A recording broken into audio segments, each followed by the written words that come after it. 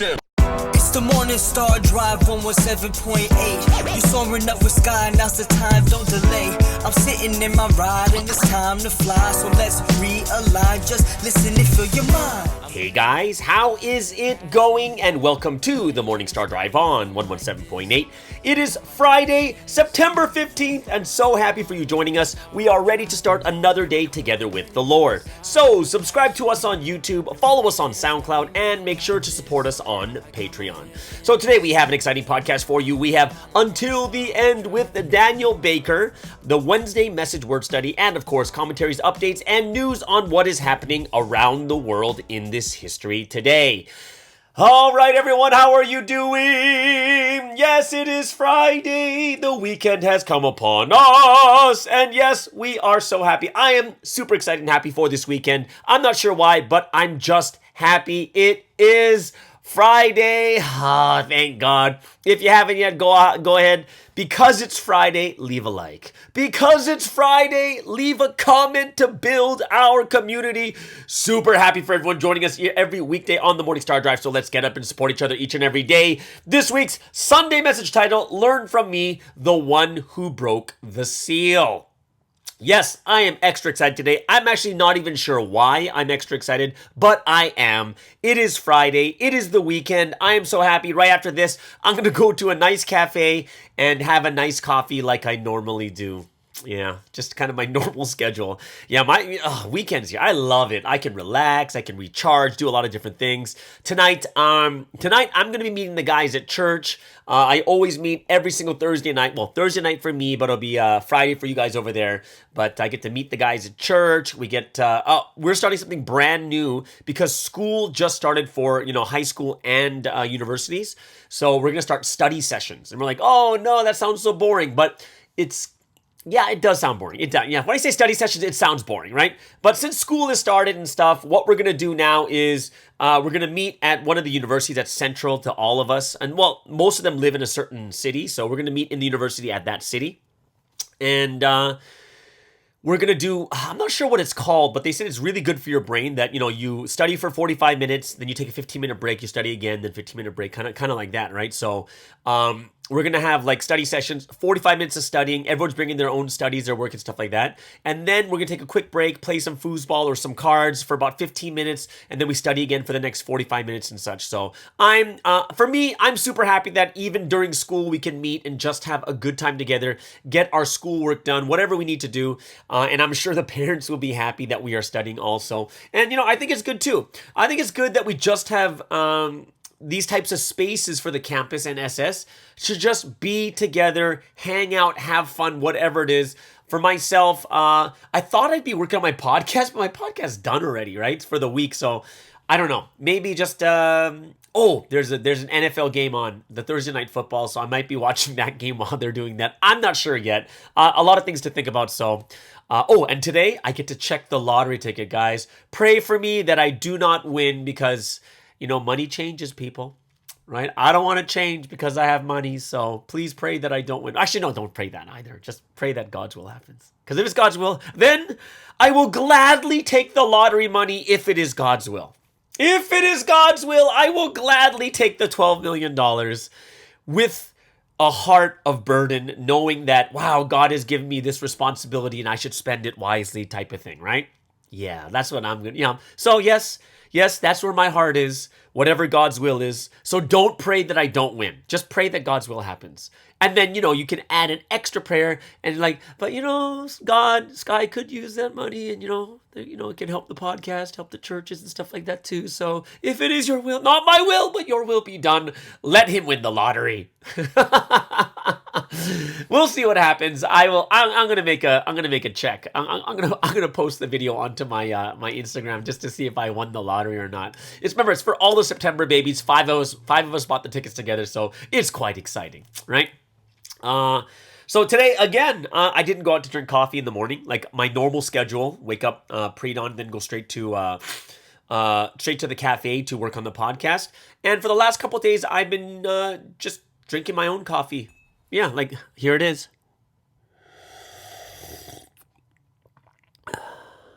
The sweet taste. What kind of coffee is this? Creekside Coffee for your Mexican flavored no, they're not even Mexican flavored beans. It's a medium roast, guys, but it's a pour over. But yeah, it's it's not quite as satisfying because I need my no, I don't need, sorry. I sound like this is like a first world problem. Like, I need my latte. I need my latte. How can I drink just regular menial pour over? I need my latte. No, I'm not like that. Well, I'm kind of like that, but I'm not like that if I think about it in the big picture. Which kind of makes me think about like my trip to Korea too. It's like, what about my latte? But yeah, but making my own coffee is quite satisfying too. Not as much as going to a cafe, because if I had a coffee machine, I'd be making my own lattes right now. But I'm very satisfied to be able to do it at home, get things done much quicker. And I think, I think I may make this my schedule too, where I'll make my coffee for myself at home, get everything done, and then go out after and such. So I don't, so I'm not going out twice. And plus, it's not a good use of money either. Even though I'm gonna go get a coffee. Oh, but you know what? Yeah, I feel like a girl. I'm just babbling everything that comes to my mind. Oh my gosh! All the girls were laughing, and then all of a sudden they're like, "Wait! What did he say? What did he just say?" Yeah. So, yeah. So I think I might change my morning schedule. Like, what do you guys plan to do this weekend? For me, I am not quite sure at the moment yet what I'm gonna do. I don't have like big plans, but one thing definitely is I got to get my body into soccer shape, or else during the soccer tournament my age is gonna show. So I don't want that to happen. And that's what happened last year. One of the reasons why I played so much is because I didn't want my age to show. And I got the golden boot, scored the most goals. Everything else, like 6 goals in 6 games. But I actually went to play soccer last night. But the fields were packed because the soccer season has started. All the kids were there, zero space. Like each field had like 3 teams on it. So I did exercise before I went, but I wasn't able to get a run in for soccer because there are just too many people there. All 8 fields were taken up. So, what can you do about that, right? And I've been thinking about my trip to Korea, and I'm really, really excited about this. And the thing that I want to, and the thing that's kind of interesting is, I'm thinking what I can do special in Wonmyeong for this channel. Like, maybe I can do my podcast outdoors, which is really, really difficult, mainly because I'll need an outlet, and I'm not going to have an outlet out there, so that's going to be quite hard. So I was thinking, actually, no, I don't need an outlet. Do I need an outlet? No, I do need an outlet. Sorry, I do. Yeah. But I'm thinking maybe I can make some videos there, like maybe work on some of the stories over there with some of the rocks in Wonmyeong and talk about those and put them on Patreon. I think I have to put them on Patreon because I'm not sure if IMD will allow me to post them public onto this channel or not. But I'll ask over there. But I'm not sure what I'm going to do yet, right? Maybe, interview some people. I don't know. Make a vlog. I'm not sure exactly what I'm going to do, but I'm definitely going to do something while I'm over there. I want to use that time wisely, especially when it comes to this podcast also. Maybe do some, maybe some vlogs might work out too. Something live. Live would be kind of cool also, just to take you guys around, showing you some new stuff happening in Wonmyeong also, for those of you that can't make it. So, yeah, I think I'm going to do that. I think so. I'm not sure. But, like I said, this week, I never planned this trip. It just came to me. Someone else was basically doing it for me. And then at that point, I really felt it was God telling me, you got to go. So I am just as curious as you guys as to what I'm going to do during this trip. But yeah, if you have any ideas, write in the comments. What are some of the things that I could do over there that you guys would love to see when I go to Korea? Whether it's at churches, whether it's at interviewing people or whatever it is. Or events, some things that are going on. I think it'd be kind of cool to be able to see those things also. So yesterday, remember, Sermons in the Sky, a lot of people are telling me that they like the Sermons in the Sky, but it kind of gave me some extra thoughts. Like, what I thought about is like, yeah, so Paul was like super zealous, and because he was like so against Jesus, but when he converted, he became so for Jesus. Right? He was super extreme. Remember, he was so extreme to the point that he even killed Christians. But then I realized, but that's exactly what's happening the opposite direction right now. See, when you look at the people who are coming against Sunseam right now, they're like all the people that ran really, really hard. right? These were the ones that were strong in faith, doing a ton of stuff in this history. Like, it's really, really interesting, right? That the ones that were running so hard, the ones that took a lot of action, they're the ones that are doing the strongest actions against us. So it's kind of like, it made me really think like, wow, like it's the exact opposite too. If you run really hard here, you're going to run really hard when you leave, right? If it's against us. And if you're someone who's against us and you you persecute us really strongly, you're going to be someone, if you convert, you're going to come back and you're going to do some really strong actions while you're here too. And it also made me think about myself. Like, not that obviously I'm not going to leave all that stuff, but I was like, man, can you imagine what I would be like if I left? Like how vocal I would be, how many people I'd be calling and such. So it made me think to myself this is just a testament to mentality, right? So if someone builds their mentality in this history in Providence, right? Like they built it really strong and they flip to the other side, they're going to use that same mentality to come against us, right? So that's why I was like, wow, mentality, character plays such a huge role in what people do when they leave or when they come, right? And it's a total risk on both sides. So I was just like, wow, that's kind of crazy. So even for me, I was just like, yeah, it made me think more deeply. But also there was a question about it in the comment section, right? There's the questions about this in the comment section too, because it was Karen. Karen is someone who's always on the comment section too. I love how she gives her comments and stuff like that also. And she had a good question. She said, thanks for the sermons in the sky. Just some thoughts and questions that came up for me. We should be praying for those who have caused extreme divide in the church and those who have slandered us. That's the question. Should we be praying for those people? Those who have left know we must love them, as they heard the word before. So wouldn't they do anything to us knowing we just have to love our enemies? Good question, right? And then the last thing that she wrote was, we need to pray to move God's heart, but does God ever pray or just takes action on our prayers, right? So that one would be a little bit of a question that goes kind of beyond, right? Because it's a very, very interesting thing. But let's take a look at it this way. So I think the first thing, when it comes to loving our enemies, there is a misconception that people of faith have. What does it mean to love our enemies?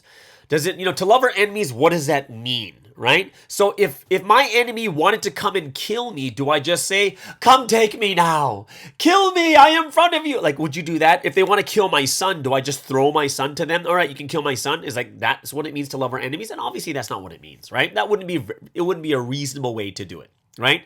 Just let them harm me and hurt me, right? So even when you look at the martyrs of the early Christian church, they weren't martyring themselves like, all of a sudden they're openly having services out so that they can gather them up and kill all the Christians. They were hiding in the catacombs. They were doing things in secret. And only when they were caught, they openly showed that, yeah, I'm willing to die for this history kind of thing, right? So you're seeing that they weren't like, I love my enemies, so I'll let them kill me. No, they went into hiding, right? And I think you have to think like, if they know the word and they know that we have to love our enemies, does that mean then they can do just anything to us? And the answer is, what does it mean, anything? Right? Pray for your enemies, right? Even in the ones that hurt or divide us.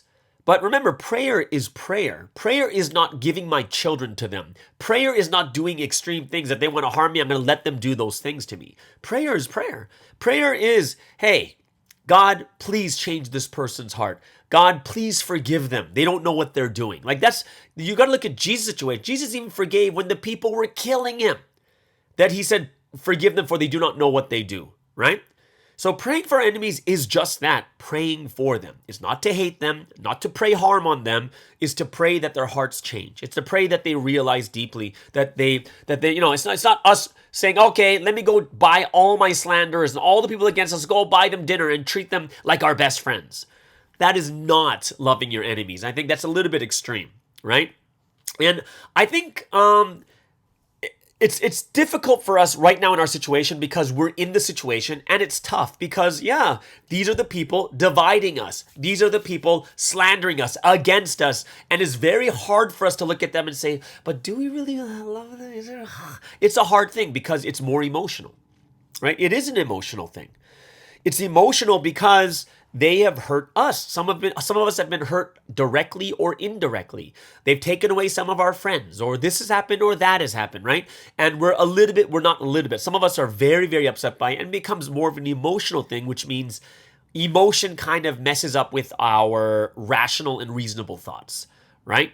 So, to love our enemies does not mean don't defend yourself. It does not mean to let them hurt us. Because if that was the case, then we wouldn't even be doing protests in Korea, right? There wouldn't even be protests if we just let them do whatever they want with us. We still love our enemies. We pray for them, but we still have to defend ourselves. We still have to be the ones that, that like, okay, this is what the truth is. Let us have our protests. Let us put these things on the internet. Let us show more on YouTube or this or that, right? So if loving your enemies just meant let them do whatever they want, then, we would let them do anything that they want, and we don't allow that to happen. So yeah, praying for enemies is just that. Praying for enemies. Do not have the heart of malice. Do not have the heart of hatred. Do not have the heart of disliking them. Remember, one thing Sasim said is, it's about hating the sin and not the person.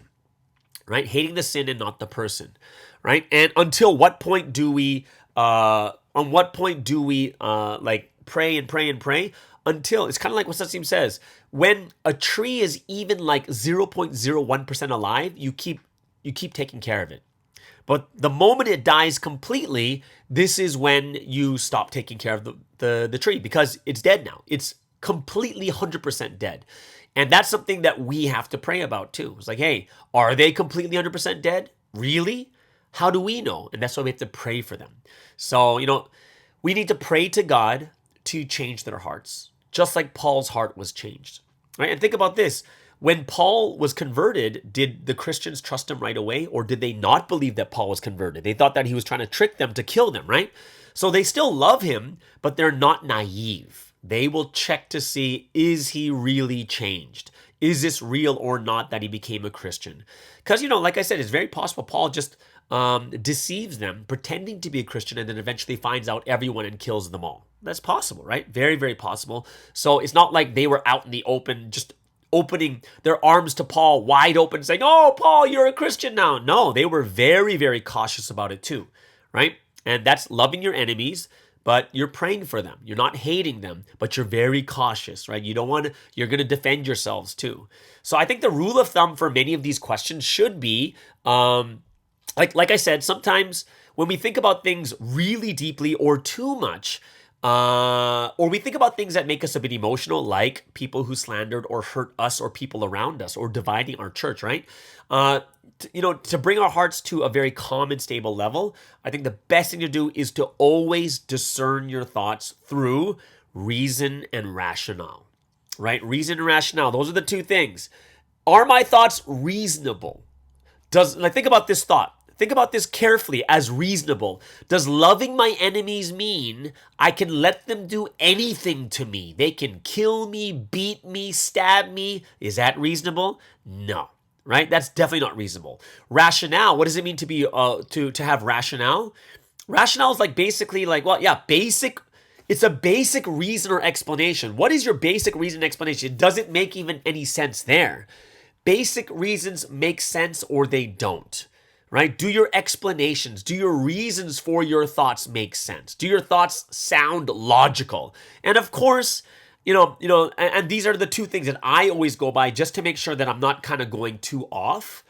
And of course, as people of faith, these are not the only two things we look at, because as people of faith, we need to take consideration like God's word, what we have learned to this point, stuff like that too. So yeah, that's, those are things that sometimes we do need to ask. And I think it's good to ask, because if you don't ask, you might just go off on your own thoughts, right? That's why I'm very grateful and thankful for people like Karen, who will make those questions, say, yeah, what about this? What does this mean, right? And some other people are thinking the exact same thing. And I completely understand why our thoughts would go there, because it's a very emotional topic, right? Oh, we had another good question. Another good thing, a comment that came out was about when I was talking yesterday about internet ministry. And basically, this person who wrote this one, was it Kat? I think it was Kat. I'm going to double check over here. I think it was Kat. I think so, right? Yeah, I'm pretty sure it's Kat. But She said that right now I'm very small. She's doing a blog actually, but someone told me if you keep practicing and keep posting, even if it's not good, after making so many mistakes and trying everything, you will get better. That's when you'll find your style and break out. Right? And then she also said, lately a friend told me of the importance of being very careful, making sure your grammar is on point because people will get on you for that, right? So I actually think the advice she got is true and false at the same time, right? So, it's like keep practicing, keep posting. It's kind of like, that's more like encouragement. And are you going to get better? Yes, you will get better. But does that mean all of a sudden you're going to go viral? And the answer is no. That's not going to happen. Just because you keep posting and you fix your mistakes, that does not mean you're going to get better, right? And I think this is where the big misconception is when it comes to social media, especially when it comes to YouTube, right? Because that's the space that I'm in right now, and I know a little bit better. Like, if you look at the stats of YouTube, like, there's like 2.6 billion people using YouTube around the world. That's like almost half the world. No, more. There's like what is it? That's like 30% of the world. 30% of the world is on YouTube. That is a huge amount of people on YouTube. Now, how many of those are content creators? There's about 60 million. So it's a small percentage of these 2.6 billion. Only 60 million are content creators. But here's like some real stats. 60 million are content creators, but less than 10% are monetized. Which means, what's monetization on YouTube? That's 1,000 subscribers and 4,000 hours in a year, right? So you can have 1,000 subs, but you can't get monetized because you don't have enough people. You don't have enough people watching your content, right? Less than 10% of the 60 million content creators are actually monetized, have 1,000 subs and 4,000 hours of watch hours per year. 90% will never get to 10,000 subs.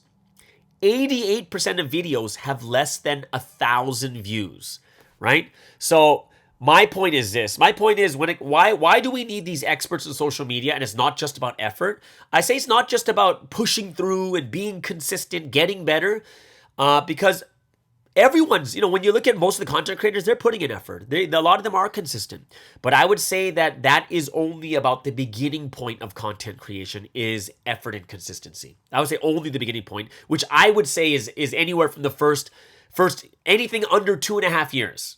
Anything under 2.5 years, that's going to be effort and consistency.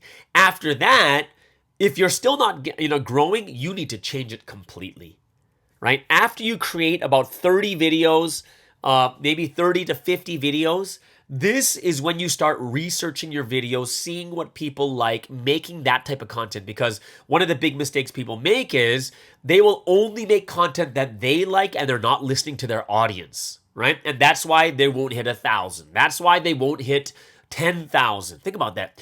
Not even 90% of these people are not, of the content creators, won't hit 10,000. They will never reach 10,000, right?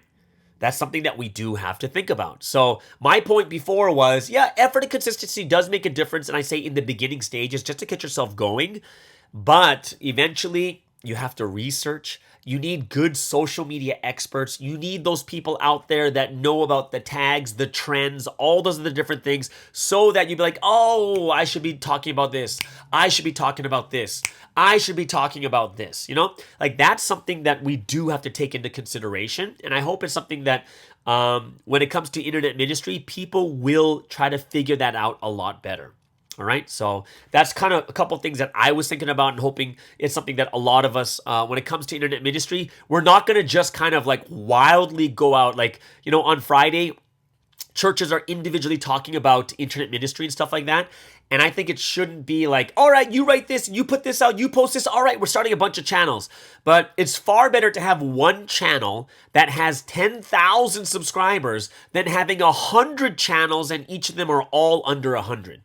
It's far better to have that one channel with 10,000 subs, right? So that's why my thing is it shouldn't just be this wild thing where everyone just starts making content.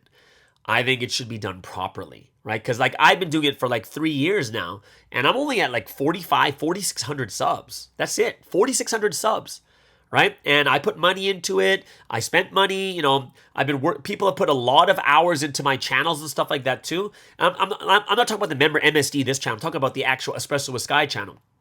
And it's something we do need to think about. We really, really do. So I hope it's something that all of us will take into consideration, and that each church will really be able to think about more deeply, like, oh, how are we going to make this type of content work? All right. So yeah, a lot of good things going on, a lot of good questions and comments. Hope you guys all have a great and awesome weekend. This is the first segment, and I hope that you guys enjoyed this first segment. We're going to go into the first break of the day.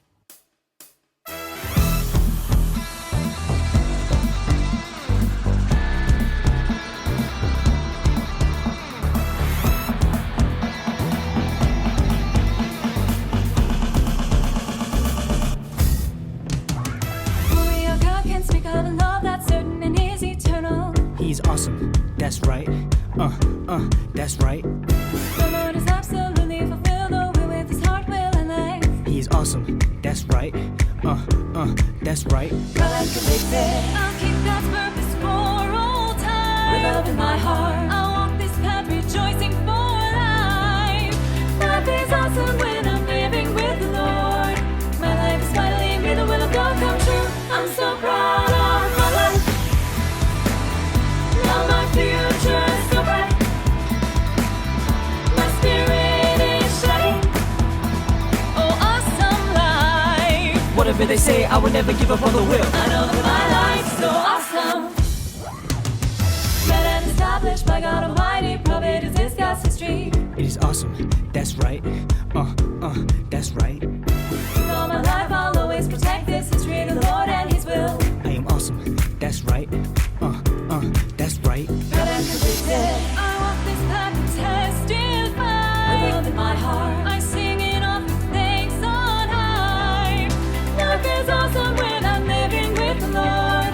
My life is finally made the will of God come true. I'm so proud of my life. Now my future is so bright. My spirit is shining. Oh, awesome life. Whatever they say, I will never give up on the will. I know that my life's so awesome. For God's will of creation, I raise my level with the Lord always until forever. When we don't know it's boring, since I know I'm all in my heart, in my mind, in my thoughts and actions. I change through the Lord's charisma, and I'm deeply rooted in this history. I'm always the ace, I won't be shaken. Word is the base of who you can't mistake it.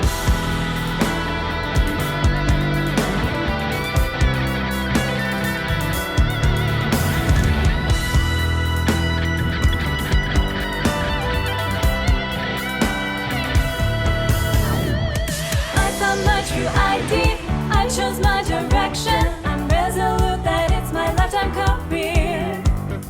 I've received the Lord's thoughts, fulfill the purpose with Him. Look just how awesome my life has become. I'm so proud of my life. Even like it that I look who making history. Now my future's so Since bright. I'm soaring up a life that comes out from the heavens. My spirit is My shining. spirit shines because I love the Lord forever, Oh, always. awesome life. Whatever they say, I will never give up on the will. I'm so proud of my life. Even like it that I look who making history. Now my future's so Since I'm bright. soaring up a life that comes out from the heavens. My spirit is My shining. spirit shines because I love the Lord forever, Oh, always. awesome life. Whatever they say, I will never give up on the will. I know that my life's so awesome.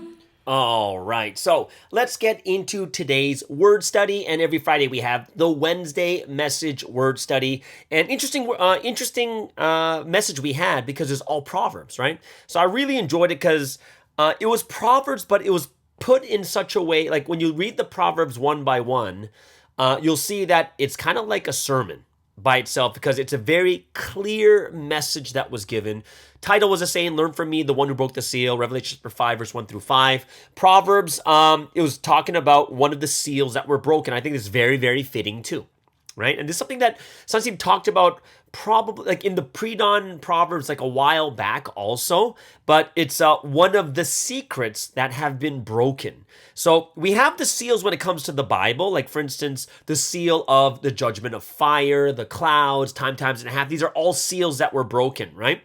But there are also other seals that are broken like during the word. Like the seal was broken, like the soul entity was broken, like 2012, 13, something along that line. Rapture seal was broken, purpose of creation. But so some things come through the word, right? And some of the one of the seals that we're talking about, what are the other seals of the past? That's something like, and this is a new seal that has been broken. Everyone should know this kind of thing. But here's a seal, the secret to connecting to the spiritual world, or connecting to God, the Holy Trinity, Jesus, and the man of mission, right? So how do we connect to them? So the problem we have is that we're just physical. That's the biggest problem we have. God is spirit, we are physical, so we cannot connect to him. Right? We cannot look at him. We cannot see him. We cannot hear him. We cannot touch him. Taste would be kind of gross. Actually, God would probably taste really nice, right? Because, we're disgusting because when we lick each other, it's all salty and stuff, right? What a gross thing to think about. Yeah, if we tasted God, if I licked his skin, it would taste like heaven, right? But it's like we are so physical that we cannot see when God is talking. We can't hear when God is talking to us. We can't see him when he's right next to us. Like even during the sermon, sometimes he's like, hey guys, guess what? God is next to me. And we're like, okay. Like all we can do is by faith, believe by faith kind of thing, right? So we're like, okay, God is there kind of thing. God is speaking through me. Like, okay, it's by faith. But when you really think about it, God is always there. God is almighty, all powerful. He created all things. So he's able to see the physical world. He sees all of us. He sees our hearts. So he sees the inner depth of us. The problem is we can't see God, which means that God can call all he wants, but we're not going to hear him. So what is the answer? The secret to connecting is not God reaching out to us, because that's happening all the time. It is us reaching out to God. We seek God first. And it's kind of interesting because it's scriptural too, right? Like Matthew 6:33? Seek first his kingdom and his righteousness. Seek first his kingdom and his righteousness, right? Then all these things shall be added unto you. Hallelujah, hallelujah. Have you guys heard that song in Sunday school? I learned that song, a song for that Bible verse. Seek ye first the kingdom of God and his righteousness. And all these things. No, you guys don't know this song? You can write in the comments if you know this song or not, but that's I think it's a great way to memorize the Bible. You just put them into songs. I lift my eyes up to the mountains. Where does my help come from? These are all that's from the Psalms, right? So it's I don't know. I'm off on a tangent, right? But it's seek first. We need to seek first. Ask and it will be given. Ask, right? We have to ask first. Seek and then you will find. We seek, then we find. We ask, then it's given. We knock, then the door will be open. It is us first, right? This is the seal. People are waiting for God to show them a sign, but like this week's message said, you go out and do something first. Show God a miracle first, and then God will show you a miracle. That's how it works. As crazy as that sounds, you show first and then God will show you. This is how it works, right? And I hope it's something that all of us will really take to heart and understand, this is how God is working. This is the seal that has been broken where so many people are waiting, God, show me what to do. God, tell me what to do. When the reality is we need to do something first, and God shows us as we're doing things. God inspires us as we do. Right? This is the seal. The counterpart must love first. The bride must love first. The bride reaches out first. The problem is always the people of God fail to reach out. We're about to, when we sin, we're like, God, why didn't you tell me? God, why didn't you protect me from this or protect me from that? But it's like God's been telling us the whole time, but we just can't see. We're physical.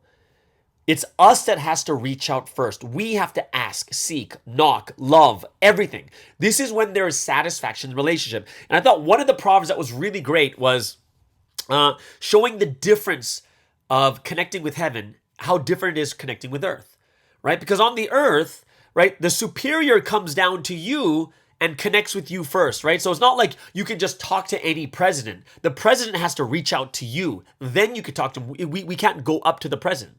Right? The president has to reach out to me. How do I connect? How do I call? I can't call the president. There's no hotline for the president. You can write letters and stuff. And even then, the president's not going to be reading those things. Probably they're going to think that letter is filled with some poison or anthrax ready to kill him or something along that line, right? So the way the world works, because we're physical beings, what happens? It is the superior that reaches down to the inferior first, right? And this is kind of how it kind of shows why we don't have that in mind, that we're always waiting for God to reach down to us first, because in the physical world, it's always a superior that reaches down to us, right?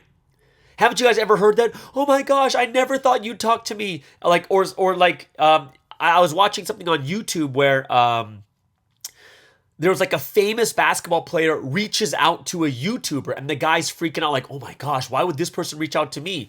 Like the superior reaches out to the inferior kind of thing. But in the spiritual world, it's completely different. It's we reach out to God. And I think there is the biggest difference. And I think the biggest difference is why. Why is it in the spiritual realm that we reach out to God first? Which means everyone is accessible to God. Everyone is, because everyone reaches out to God. And I would say the biggest difference, hands down, is love itself. Because God loves us, he's waiting to hear from us. God can't wait to hear from us.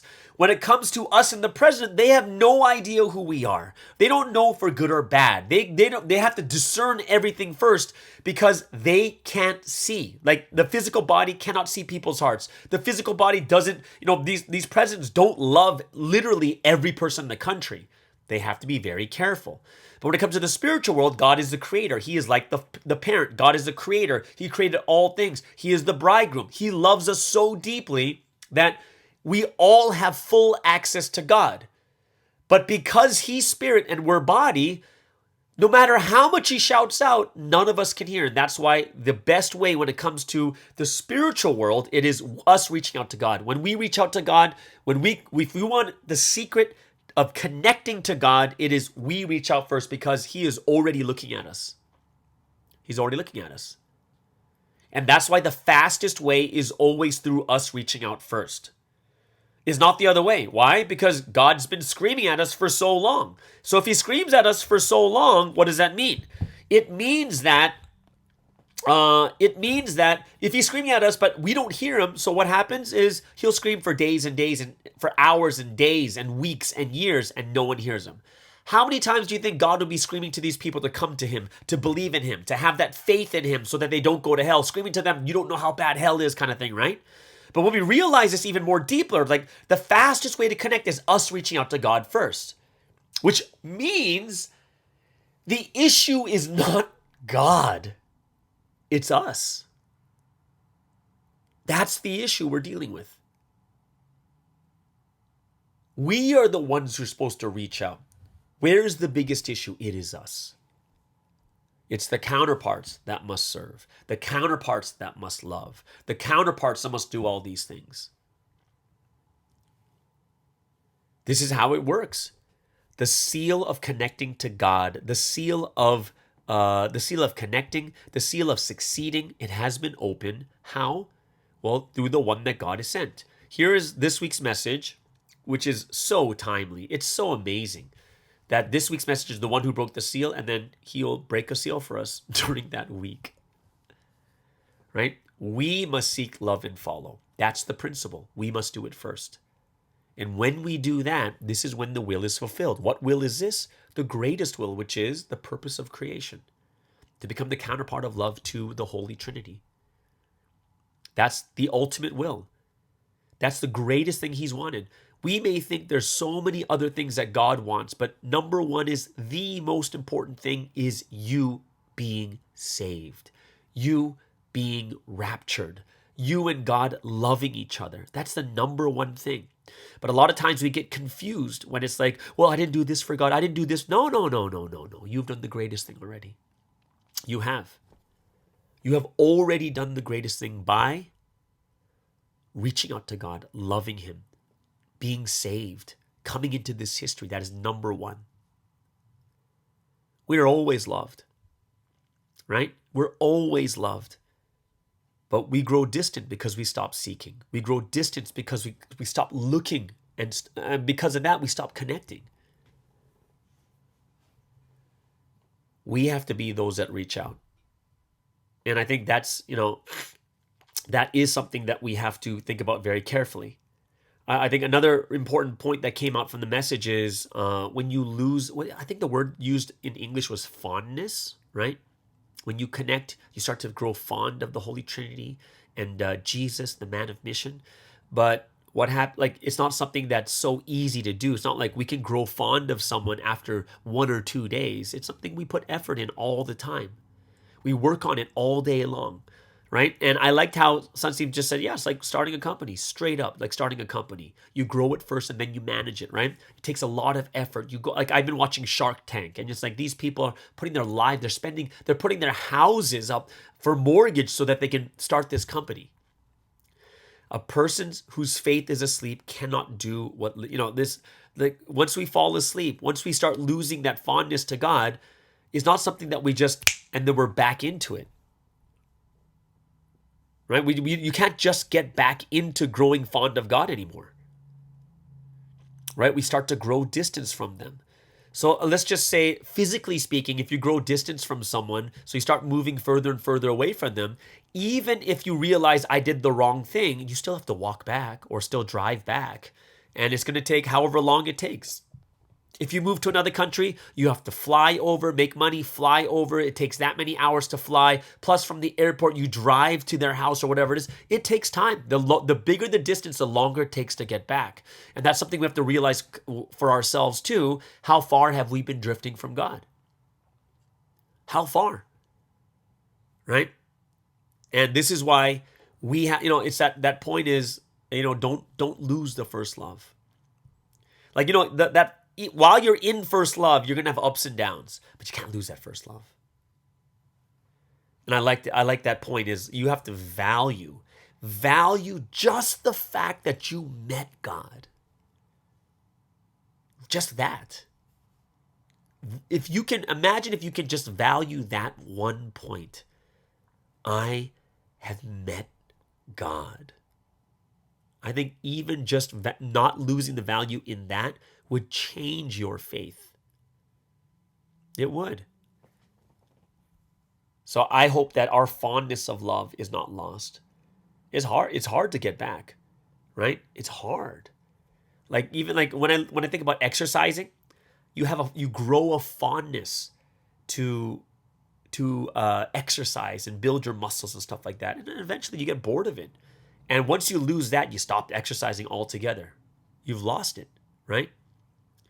You lose that fondness. So that's why we have to be those that do better.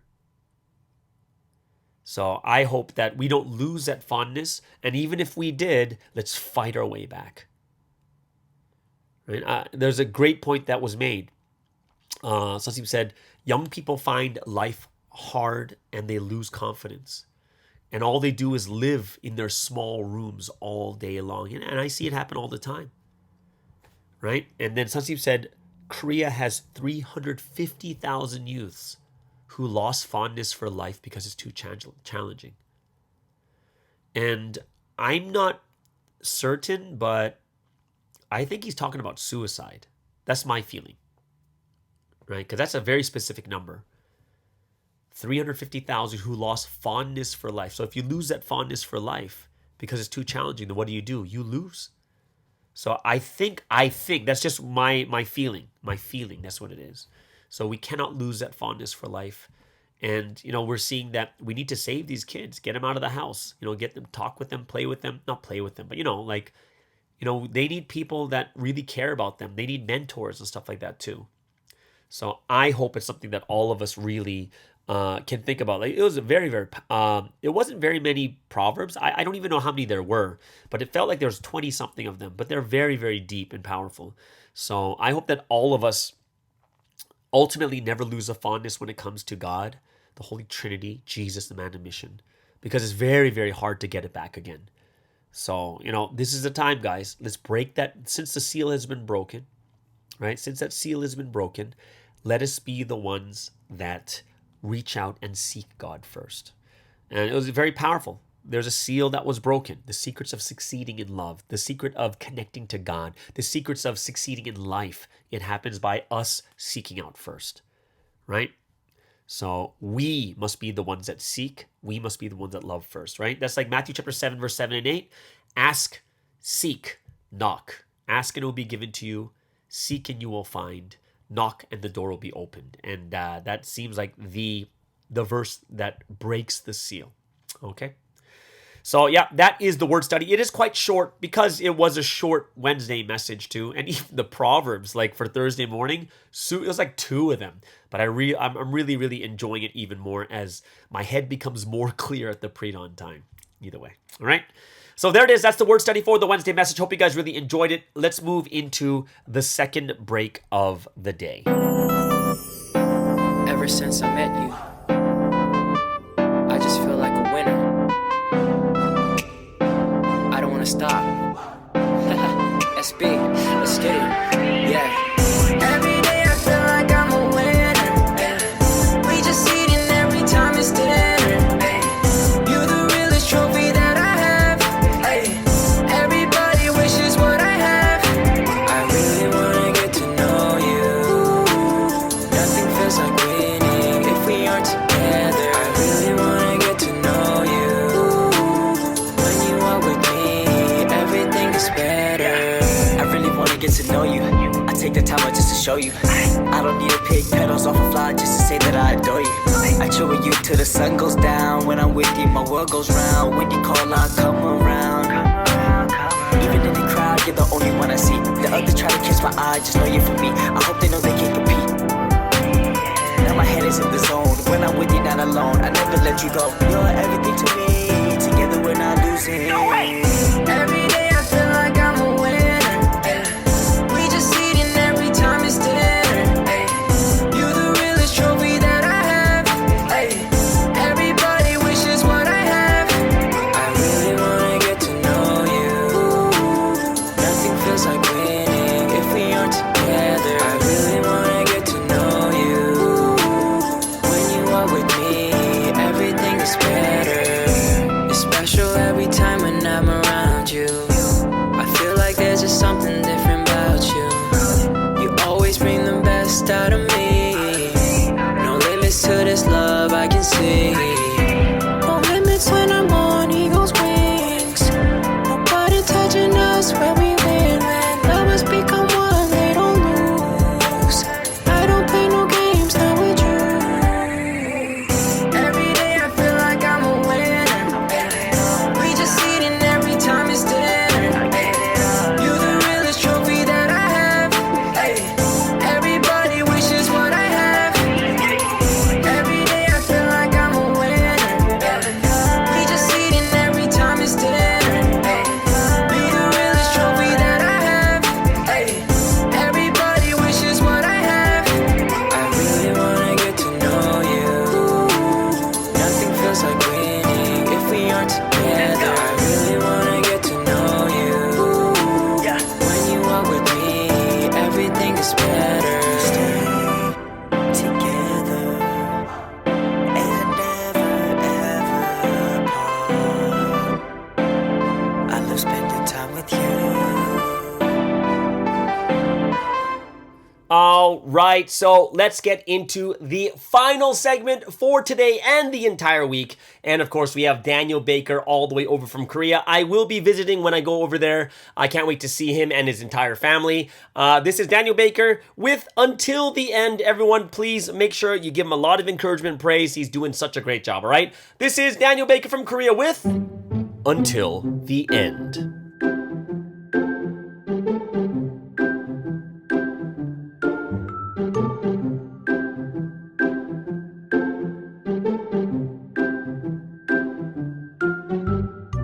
Hello everyone, welcome back to the Do It Until the End podcast.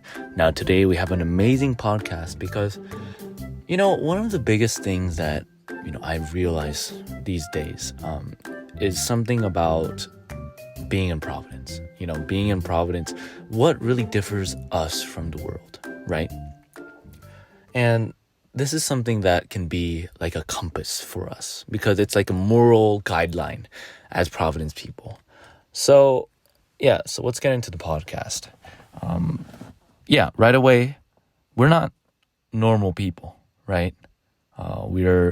When people out of the outside of world look at us, they look at us in a negative way because we're so different, both spiritually, mentally, physically, what we do physically, right? And there's a reason for that, right? Because through the word, we understood what's sin, what's not sin, what is helpful for us, and what is not, right? And fortunately, we've become better people because of that. And the world doesn't really see it as this, right? Oh, they see, because they're pretty much sheep, right? That just follow other people and, they see us, just wandering around doing other stuff. Even though it's correct, they see us and they're like, oh, that's not great.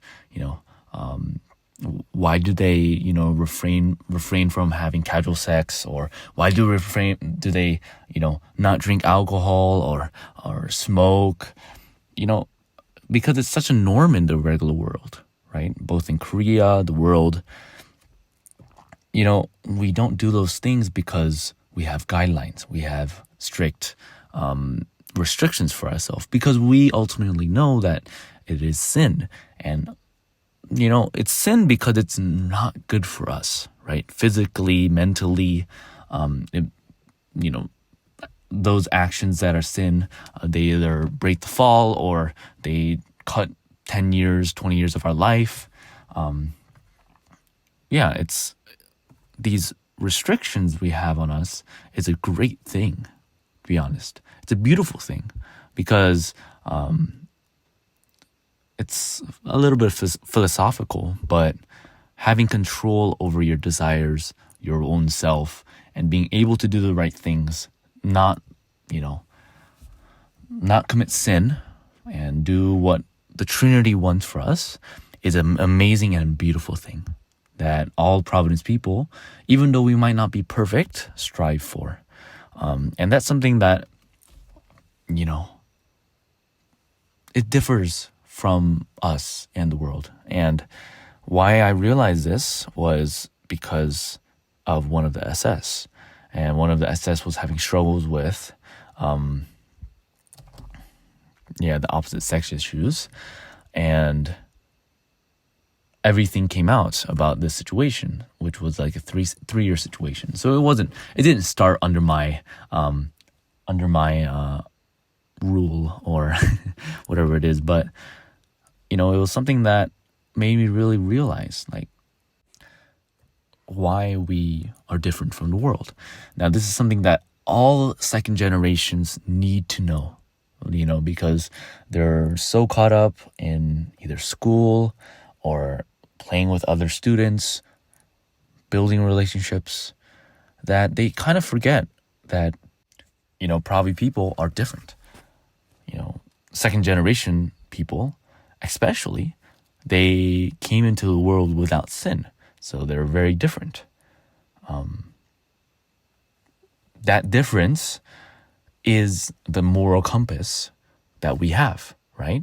Because if we don't realize that we're different from the world, then what does that make us? We are not special. We're not, within Providence or the guidelines Sunseim has made for us. It's very important for all the second generation people to realize that we're different.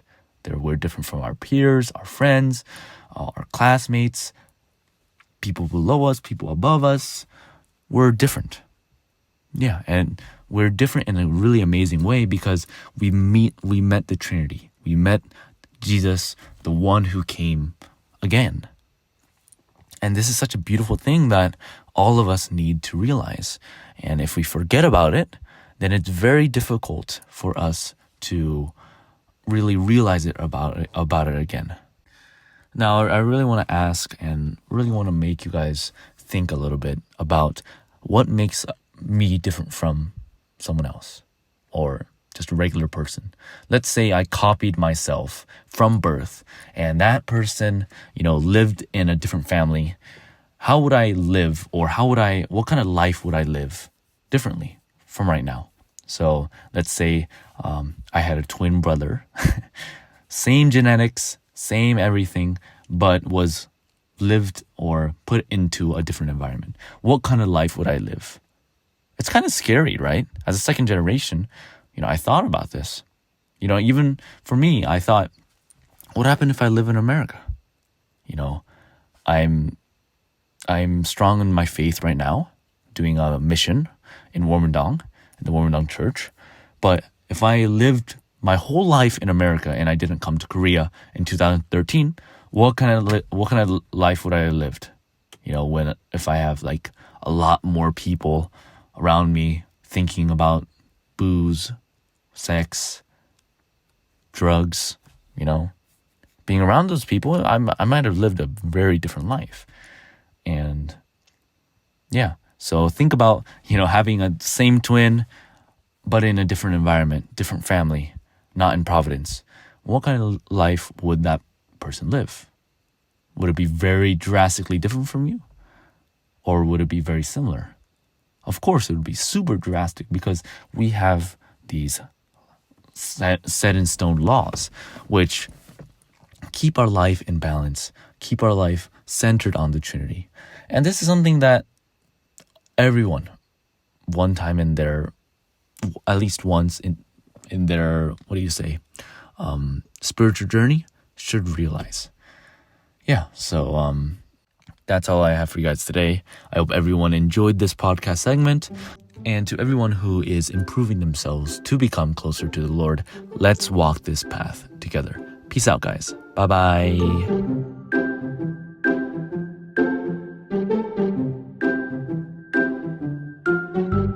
And thank you so much, Daniel, for another wonderful episode with some deep insights on his life in this history and all of us here in Providence and what makes us different from the entire world. And I really appreciate all the hard work he's doing to make this podcast. And I hopefully one day that, a lot of these people who are doing their the extra segments on MSD, I really hope that a lot of them will go out and start their own channels too. I think that would be kind of cool also.